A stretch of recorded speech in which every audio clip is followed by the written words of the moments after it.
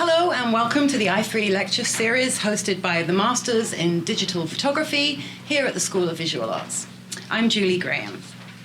Kicking off our summer season, we have Bill Armstrong, a New York-based fine art photographer who's been shooting in color for over 30 years. Bill is widely known for his Infinity series, an extensive body of work that he has been making since 1997.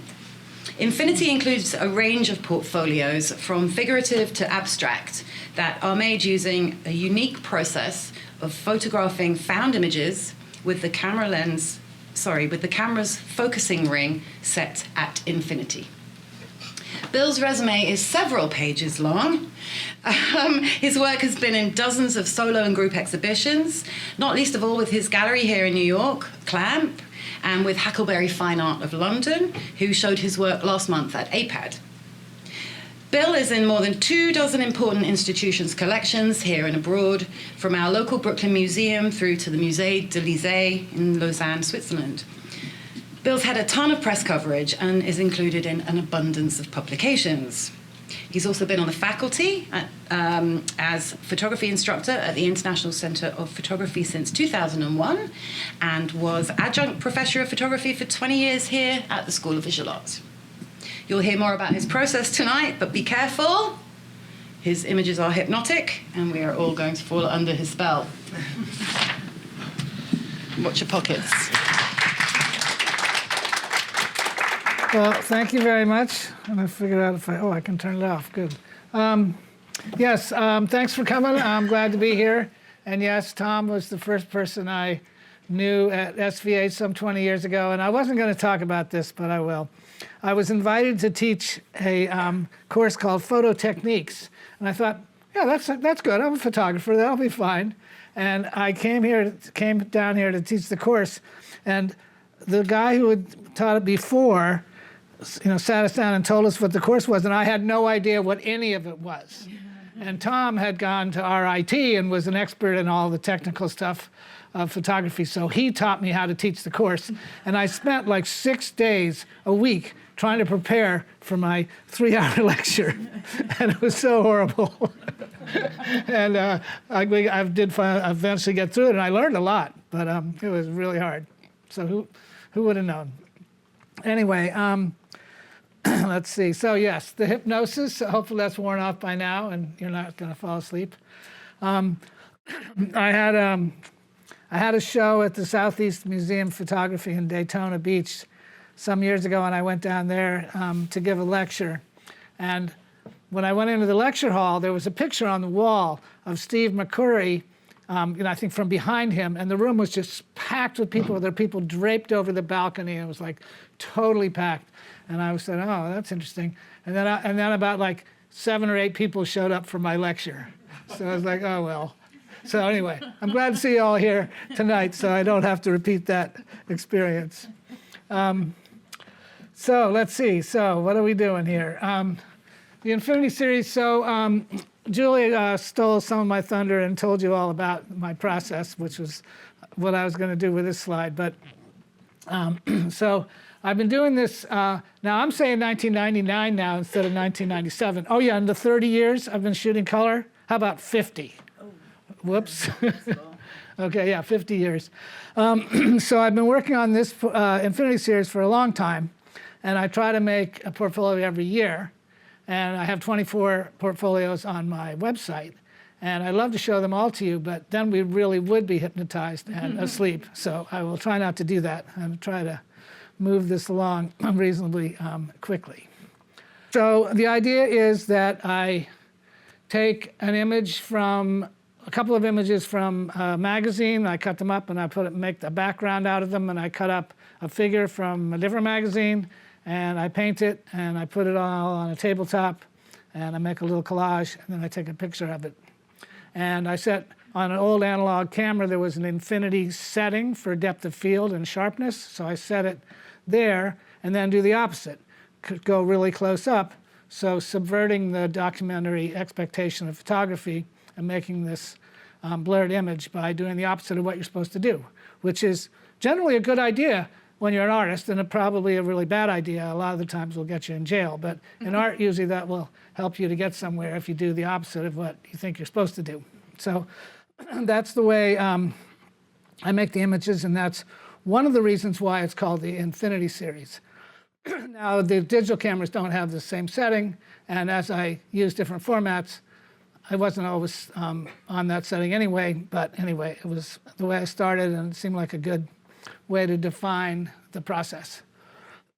So the other thing I wanted to say that's obvious, I think, in this picture is I'm really interested in color and color theory. I've been teaching color theory, and this photograph had red cyan as complementary contrast.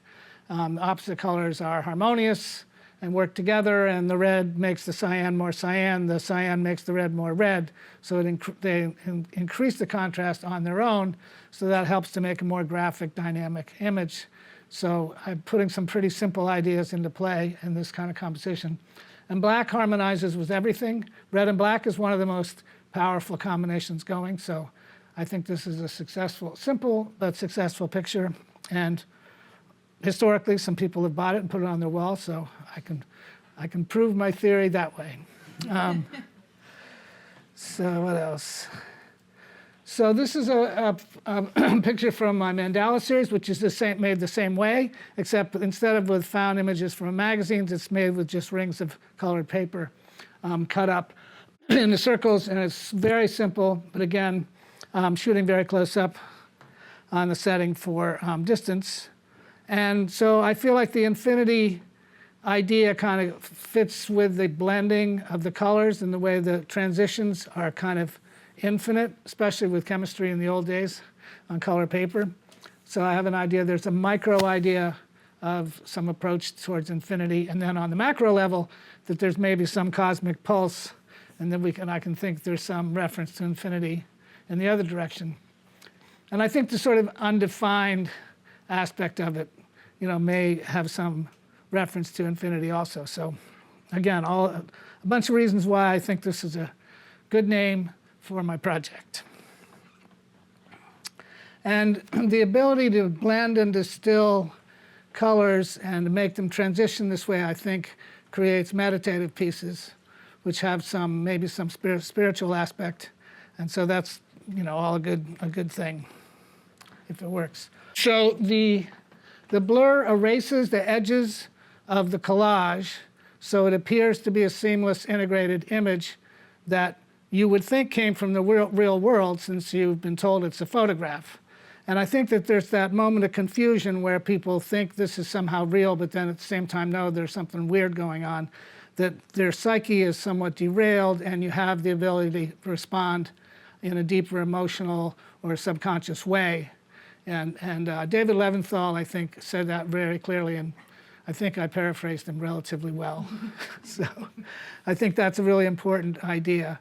And a lot of people think like I do this with gels in the studio or something. I have all kinds of ideas about how these are actually from real scenes, which they're not, of course.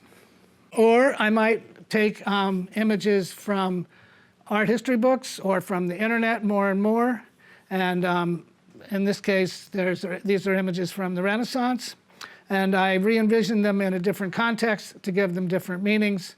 They might be flying, falling, bound, trapped, free, many different ideas about what these figures are doing, when in fact they all come from religious stories from the Renaissance. Somehow, some editor at the New York Times 2 weeks ago decided that they should illustrate this essay about what medical stories do we trust. So, of course, they only pay you for one image when they take 9, because they call it one image, but whatever. They've really got you over a barrel because you do it for free. Anyway, I want to go back a bit and see how I got to the Infinity series.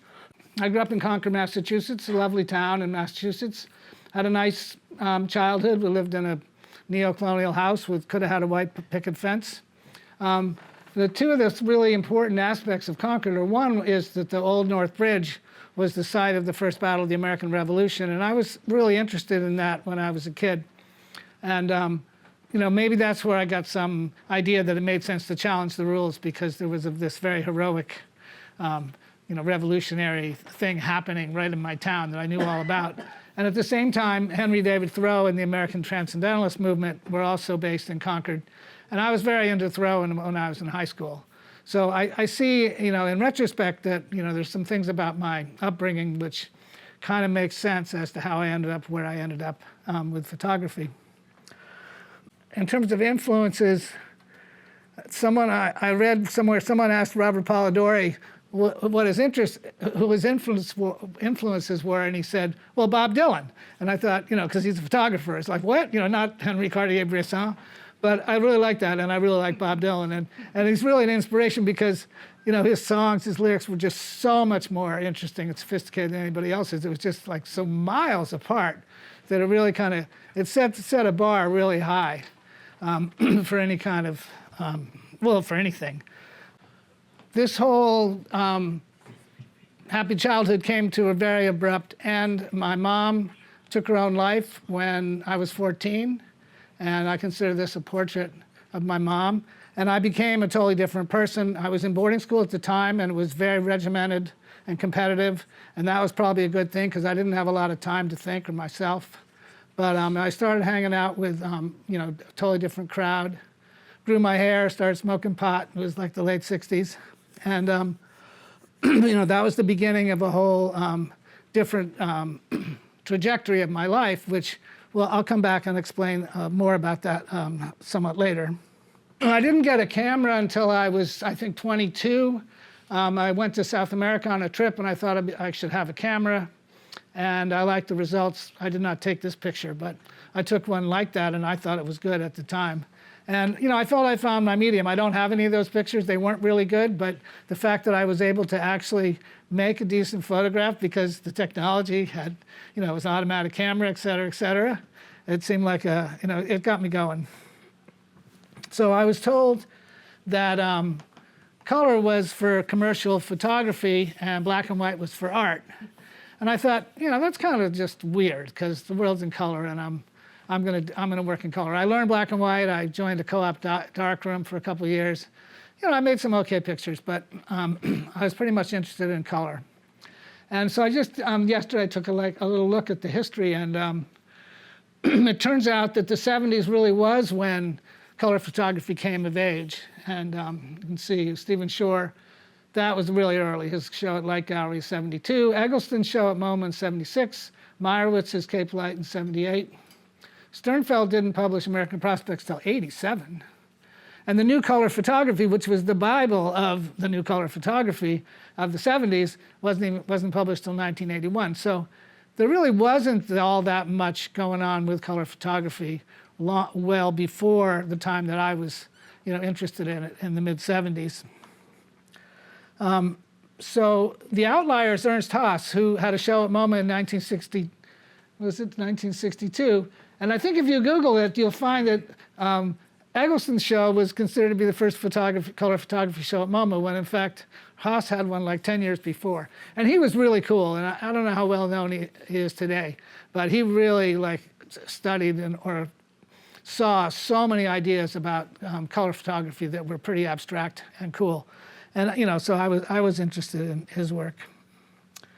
And I was a straight photographer. I used Kodachrome slide film. I had lots of rules. You couldn't crop, you couldn't manipulate, you couldn't do anything other than the straight stuff. And I was interested in the harmony of contrast of color, but I didn't really know what it was at the time. But even a picture like this was actually kind of pretty cool, just to even have a tripod and take a long exposure at night, and even though it seems very routine, now. And I had an interest in mood and color and formality. And I traveled a lot when I could. I worked in restaurants. I dropped out of college. Kind of searching for the perfect photograph, et cetera. And I think the first really interesting, decent idea I had was taking pictures of the distortions in mirrored glass buildings. I called it Extraordinary Buildings. I spent a few years working on this project. And again, I had to travel to do it because, well, the John Hancock building in Boston was 1976, and that was really well known. Before that, there weren't too many. There was one in California, I think, in the 60s. But I was pretty contemporaneous for when this had actually started happening. I mean, you couldn't have made these pictures in the 1950s because the images wouldn't have existed. And I took these to Robert Klein. He said that reflections were a cliche. And I don't know, I tried a few things, but I didn't really have it that together in terms of marketing or anything. So I never really had much success. I was showing my work in crafts fairs, and I had a nice show in a jewelry shop in Boston. That was, pretty, invited my friends. So I was trying to do some selling, but it wasn't really that, it was pretty small time. In Italy in 1980, I saw these torn posters. I found collage of torn posters for a long time, all over the place. And, I thought if I just made them better and better, I had better colors, more accidental narrative, more good juxtaposition, that it was going to go somewhere. But it was kind of a dead end because it really kind of had already been done.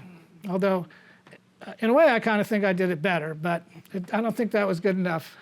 And I ended up moving to New York in about 1989. Around 1990, 91, I took this work around to galleries, and I pretty much got like, yeah, these are okay, but they're from the 80s. And so you can forget it. So I kind of quit photography for a while. I wrote a novel, did some other things. And then in around 1993, I started back in photography, and I took the color printing class at ICP, and that was like a real breakthrough, and I got really into it. I printed every week from then on until they closed the darkroom 5 years ago. And that was my world. And I could make my own prints, and it really taught me about color and really taught me everything, and it was just fabulous. And I started working on the street in a different way, doing these portraits of the mischievous hand of the anonymous artist who was doing these various things. And this seemed like a fresher, better idea. And spent a lot of time doing this. I've cropped them and framed them 4x5 to make them look like studio portraiture.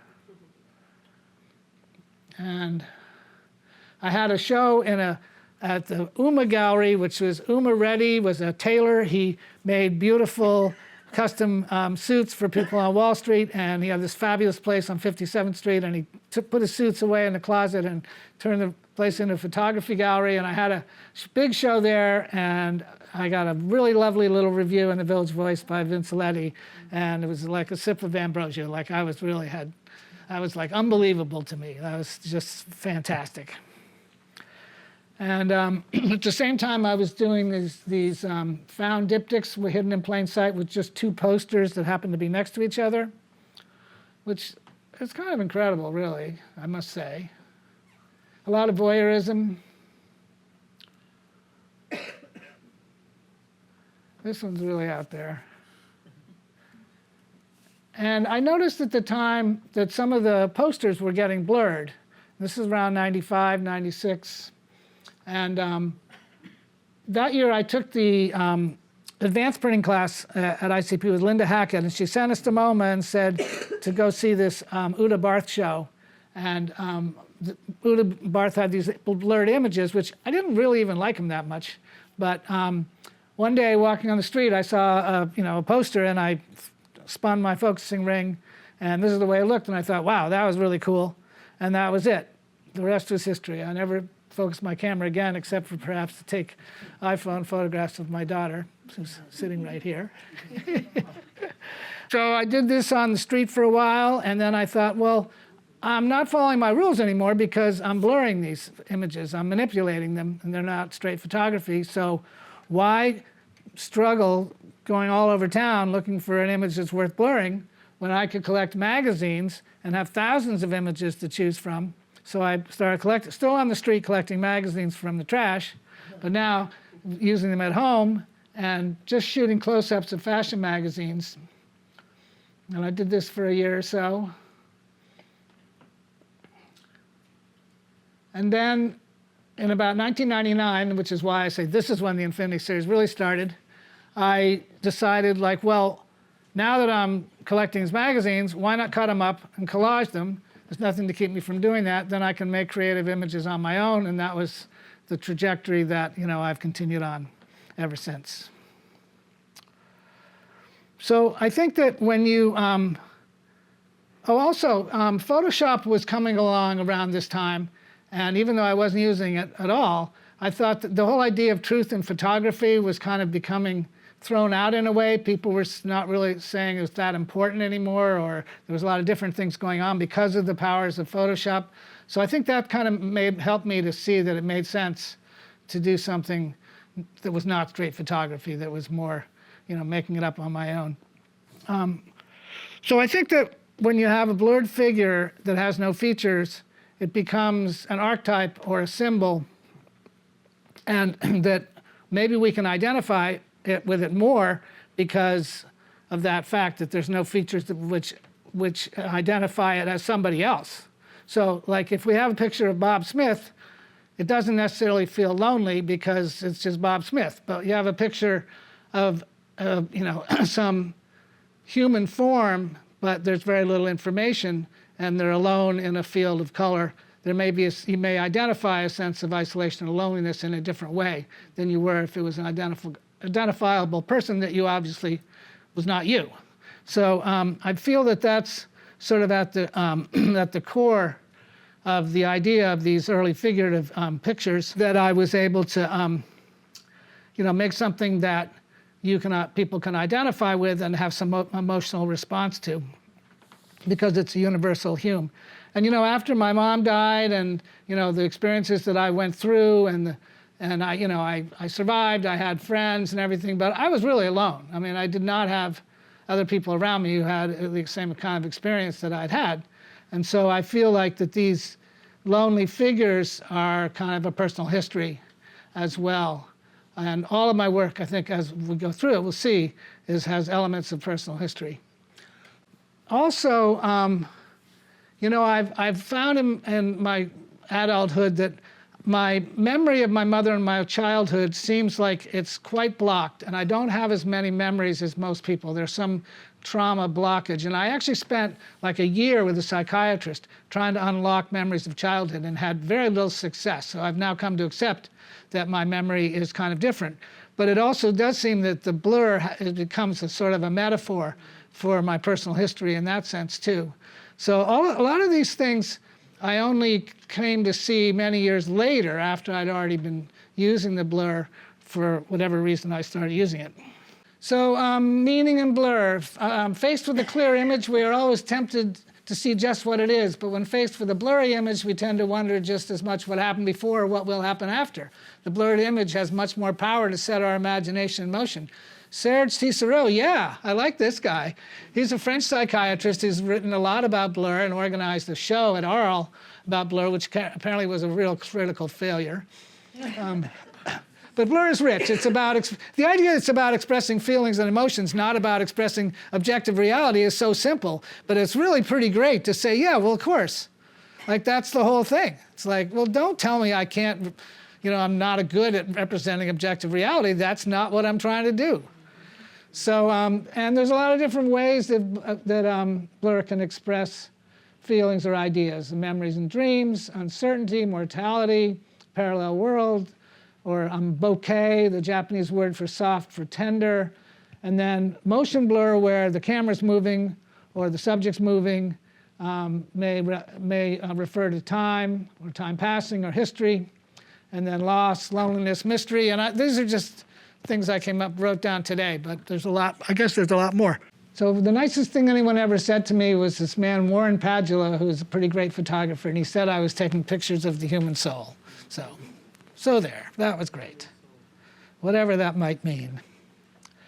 So another thing is that I am a collagist, and I'm also a postmodernist, and yet both of those things are invisible. They're hidden. Nobody would know that looking at my images, and nobody critically thinks of me as either of those things, which I think is kind of interesting. I started doing a portrait series, and just last year they used my image on a big show in Lausanne at Photo Elysée on the history of of blur. Flou is blur or vagueness in French. And the curator said that my work was uncertainty in the quest for identity. So that's the opposite side of the coin, where we can identify with the blurred featureless image. It's saying that this featureless image is asking about what is identity in the contemporary world. And if you're 27 years old and you're living in New York City, what is your identity? Is it your job? I hope not. Is it your family? They're miles away. Is it your friend group? Wait a minute, I got 5 friend groups. And what about social media? Is that your identity? So I think that there's a whole other way of thinking about identity and the questions about identity that hopefully these kind of pictures can bring out.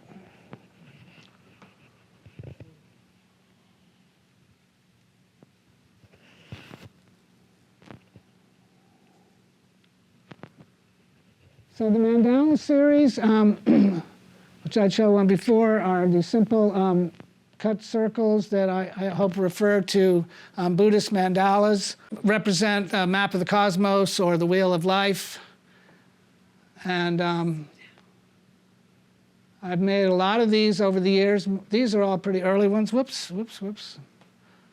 And I think these, again, there's a powerful personal reference here to a spiritual awakening. So when I was 35, I got clean and sober. My life had gone gradually downhill from the beginnings of my hippie days in my teens. And I've been clean and sober ever since. And my recovery process is really based on trying to follow some kind of spiritual path. So this mandala series is, again, another kind of reference to my personal history and my interest in some transcendental trajectory or whatever. So that's kind of important to me.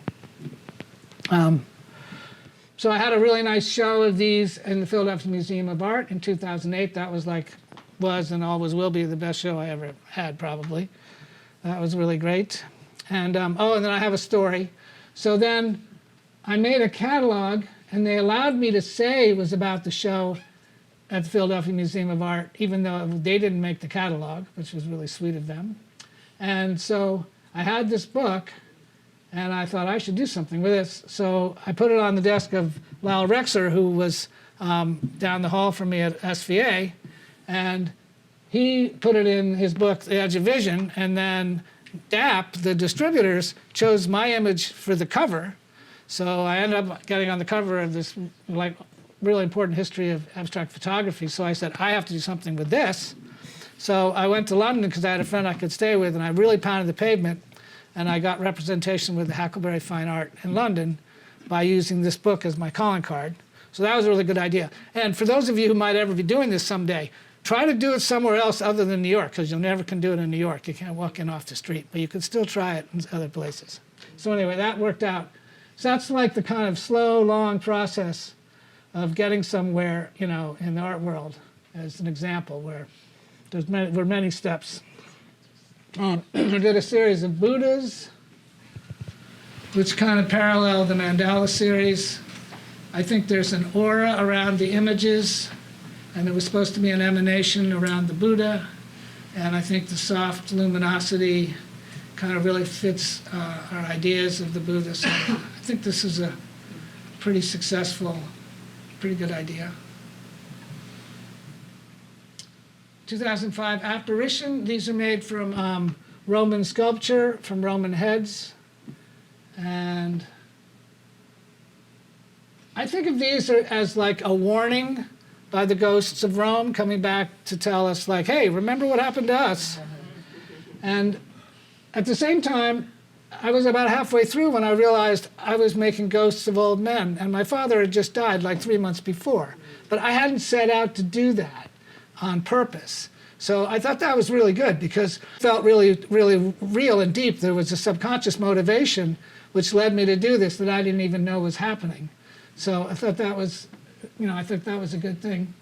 And I had a good show at Clamp Art in the city of these.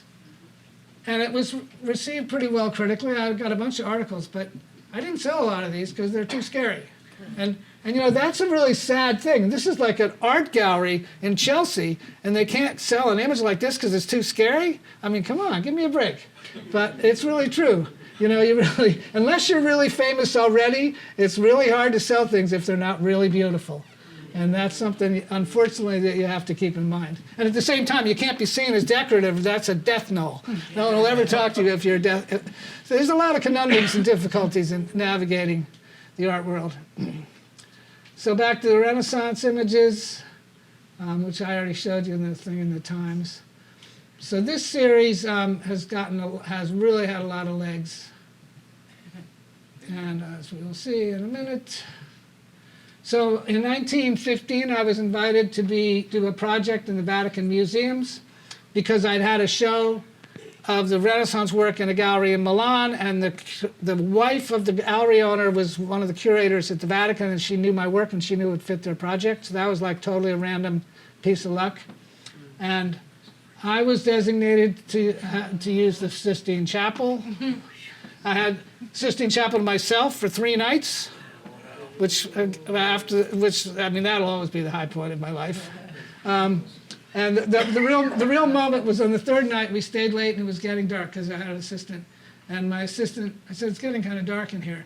And he went over to the guard. He said, asked the guard to turn the lights up, and they did. And that was it. That was like, wow.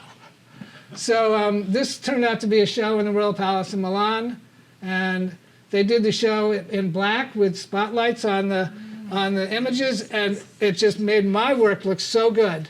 And most of the other people's work, it didn't enhance nearly as much as it did. So I really lucked out.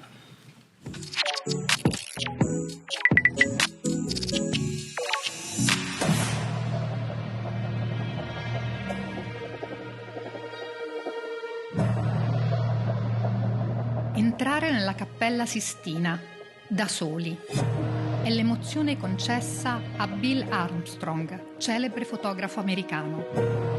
Una sfida che va oltre il confronto, che richiede coraggio, audacia, capacità di vedere oltre il tempo, di ipotizzare nuovi spazi. Bill Armstrong scatta. La volta della Sistina, il giudizio universale, gli affreschi del Quattrocento. Sono fotografie sfocate che rendono evanescenti, fantasmi inafferrabili, le immagini concepite dai grandi maestri del Rinascimento. Da quella prima impronta l'artista seleziona una singola forma e la inserisce in uno spazio fluido dominato da colori brillanti e a contrasto. Quelle figure, una volta parte di un tessuto narrativo, sono ora sospese nel vuoto e forse si affacciano a una nuova vita. Sono umane nella loro fragilità, potenti nella loro solitudine. Bill Armstrong sembra suggerire che la temporalità è complessa, aperta, priva di confini. Le sue foto indicano un confronto tra il tempo di allora e quello di ora. Tra gesti antichi ed eventi presenti. L'arte ci chiama, ci coinvolge e ci mette al lavoro.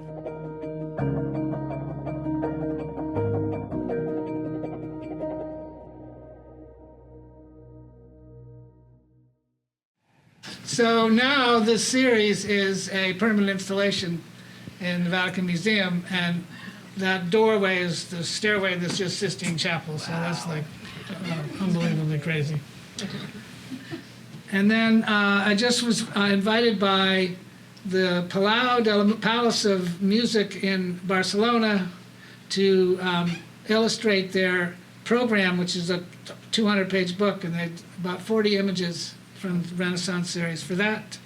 And then I just got the thing in the Times the other day. So this series is, and that's for like 12, 15 years after I made the work, so that's good.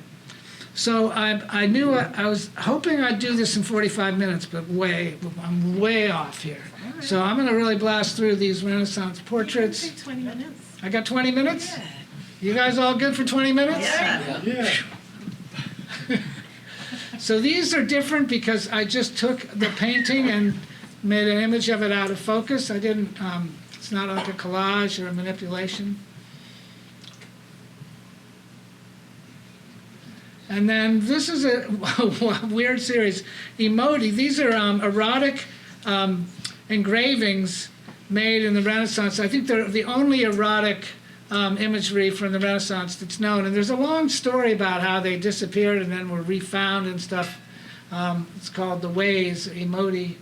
And so they're explicit but not, in my case. And these ended up in the New Yorker illustrating a story about the future. So anyway, that's weird, but that's good. I did a series on the Kama Sutra.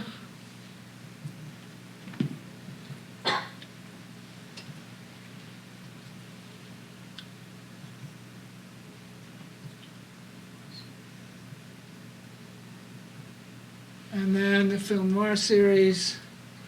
And again, these I really feel like referring back to my teenhood when I was reading Raymond Chandler and Dashiell Hammett and, Sartre and, all this stuff that seems now really related to my mom's death and these, lonely characters in these stories at some, climactic moment when they're trying to decide what to do.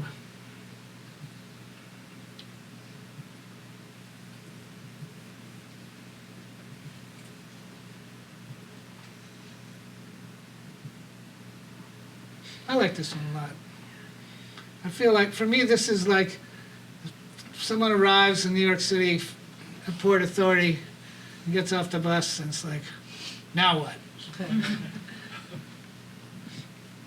A different idea now using camera movement.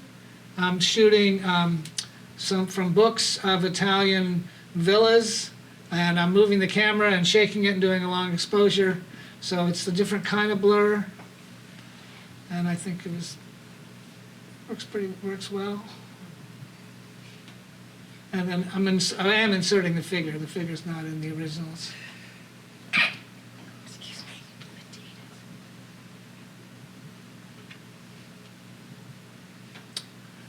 So unspoken I call it unspoken because the body language tells the stories. You don't really need the words. And this is in 2016. And this, again, is very close to my personal history. This was in a very difficult time in my world where my marriage was really falling apart. And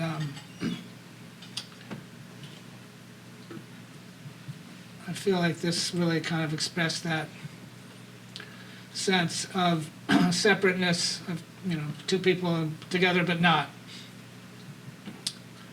Partial appearances. These are a little different. These are totally made on the computer. And I felt these were thinking about those ideas about identity that I was talking about before, about what is our identity in this contemporary world.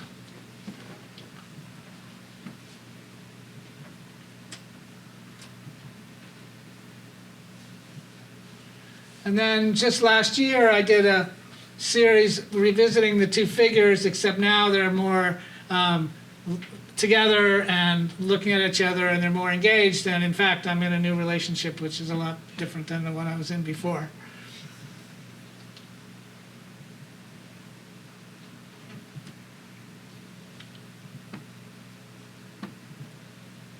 And then this year, I did another abstract series called Darshan, and this is again camera movement rather than blur. And Darshan is the idea of gazing on a sacred object and then getting some blessing in return if it's a sacred, alive thing that you're gazing upon or meditating upon. So some of these have eyes in the middle where you're getting a blessing back. That was the idea. But no, not all of them, but some of them. For a long time, I wanted to do something with a square, but I never thought I had a way to do it that wouldn't be too close to Joseph Albers. But I think I'm okay with this. Oops.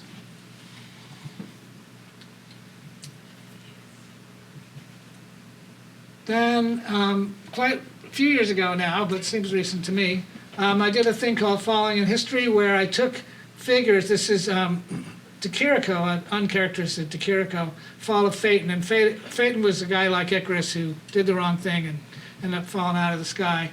And I found these falling figures in art history, and I took them out of the books or the internet, and then moved my camera to give an illusion of motion of them falling. And this is from Aaron Siskind. You might know this, Pleasures and Terrors of Levitation series he does of the swimmers. David Wasnarovich. These are all different periods. This is Degas, Tiepolo, Robert Capa. And there's a lot of things about falling. There's a lot of research, it's not a lot, there's some research saying that people who have survived long falls say that they weren't scared at all. In fact, they felt joyous and ecstatic when they were falling, which is really kind of interesting. And, these are kind of dark in the sense that, in many cases, the outcome of these stories is really not very good at all when they hit the ground. But, we don't know if that's really the case. I don't know if you can read the subtitles, but these are all over. This is from the first century. The one before was from Andy Warhol. And I also thought, kind of later, I thought, well, this is about the falling of the canon of art history. These are all these, falling characters like Chuck Close or whoever else, Nicholas Nixon, all these men who have been taken off their pedestals and are falling. So I thought I could think about it as a metaphor for that.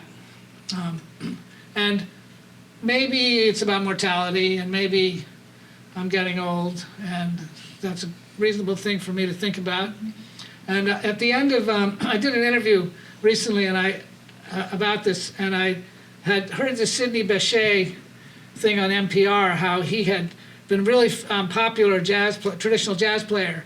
And then at some point in his life, people were not interested in his kind of music. And he went to Paris, and he had a fantastic second career. And everybody loved his traditional jazz in Paris. So I said in the interview, well, if I could be so lucky. And it's actually turned out that I've had a bunch of stuff going on in Europe in the last couple of years, so you never know. And then here's the Richard Drew Falling Man from 9/11. And then I end with these blue spheres, which go back to the original Mandala series, because they are, I believe, are hopeful and light and airy and heavenly. And Kandinsky said blue is the most spiritual color.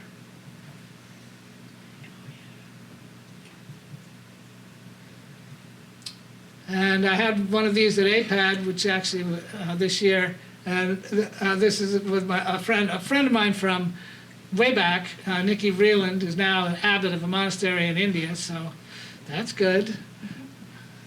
And then I met the Pope last year, so I'm getting somewhere. And that's what I got. Thank you. Hey.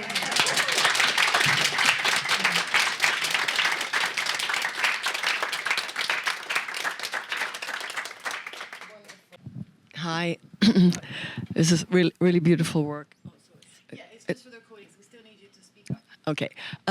No, it's very beautiful work, and I'm also a photographer, and I have a body of work that's all about blur. So I'm like, it was super interesting to hear you. And my question is, like, when you take the pictures to get the tonality that you're looking for.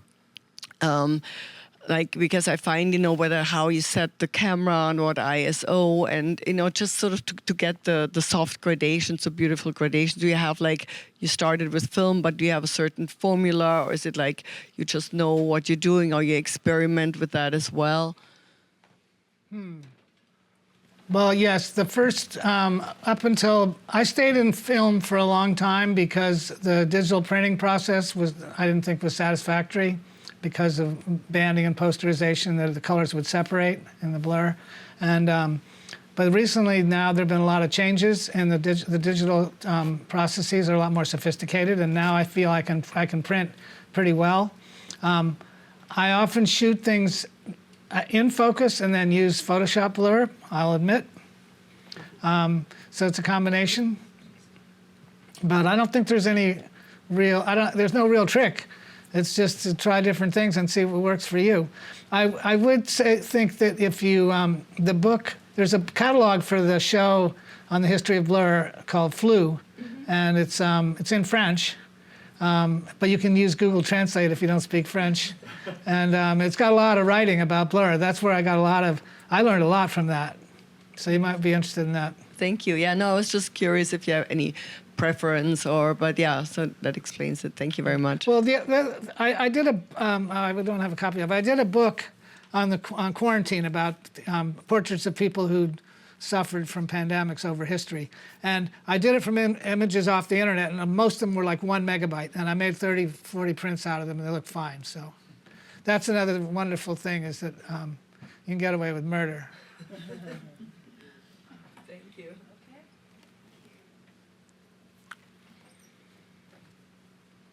Good. No questions. I like that. Oh, here. So, Mike, come. Oh, I'm sorry.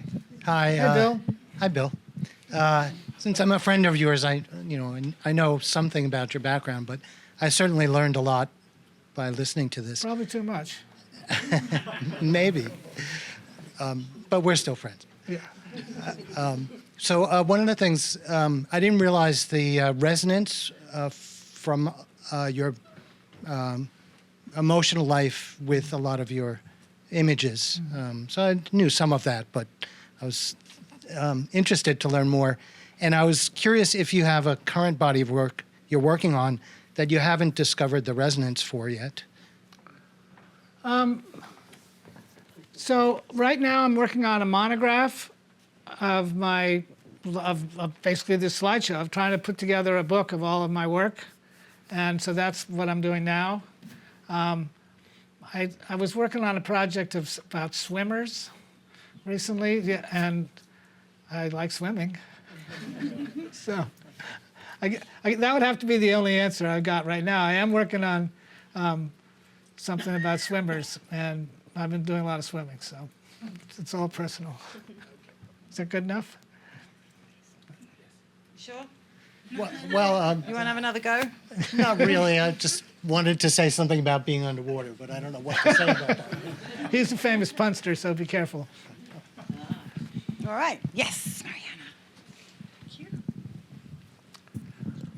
Hi, thank you for sharing your work with us. My question is, you mentioned you work a lot with color theory, but how do you choose the colors for your work? Like, do you think them in advance, or you get inspired by seeing the picture you got? Well, when I worked in film, I would try to get a pile of backgrounds and a pile of figures, and I would just mess around with them on the floor, and it was very gestural.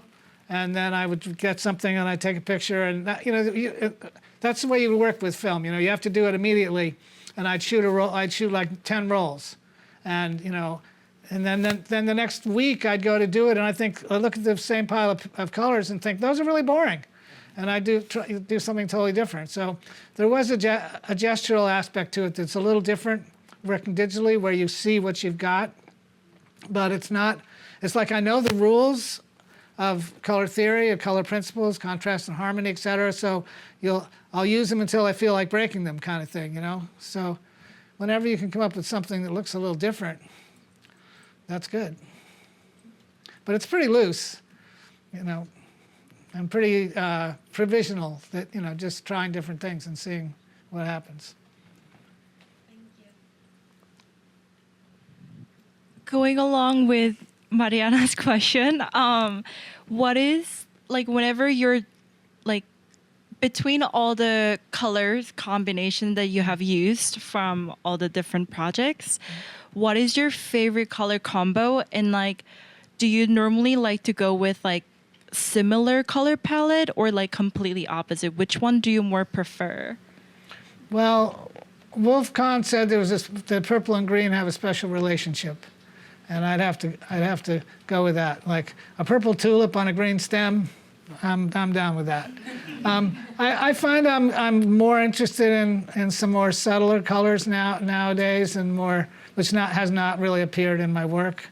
Maybe some softer, maybe more monochromatic. I like monochromes. I don't know. Sometimes I think all colors are equally good, but there are some that are kind of ugly. They gotta be.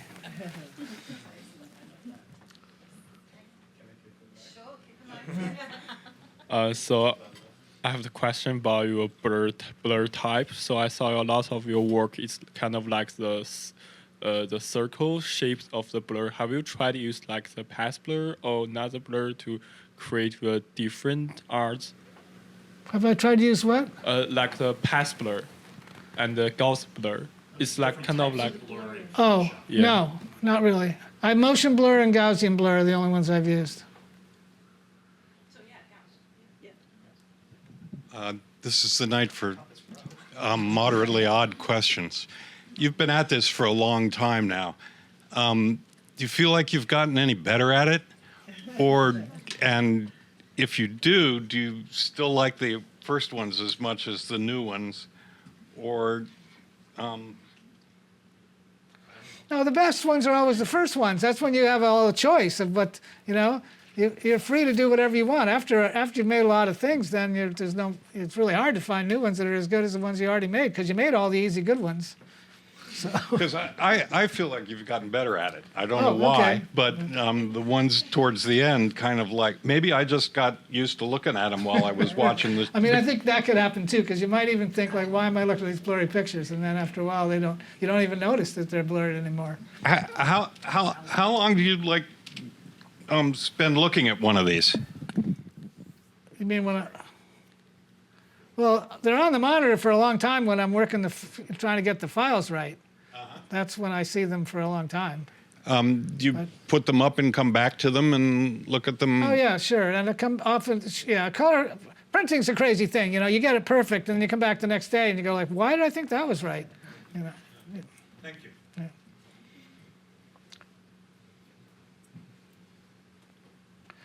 Yeah. Are you in the front? Hello, with the bandana? Do you have okay. Okay.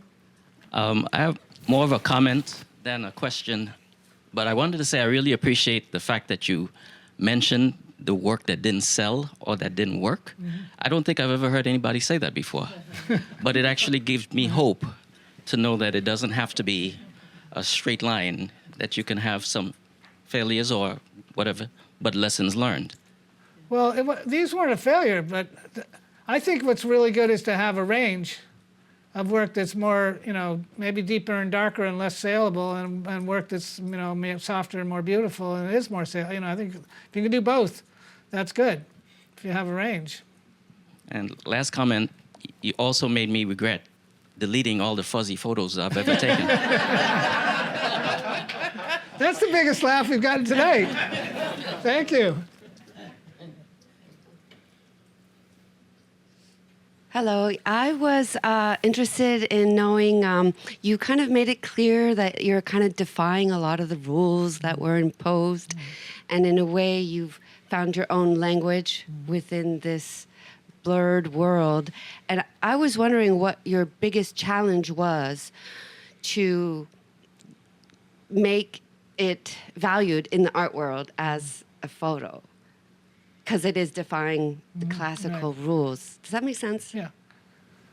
I mean, the big turning point for me is when I went to Photo Fest in the year 2000. That's a portfolio review, and it was the only one at the time.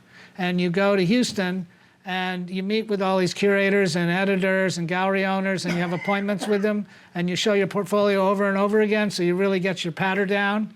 And then you get all these, in those days, you still were using slides, and you had all these commitments to send slides to all these people that you met, which was a huge, expensive job.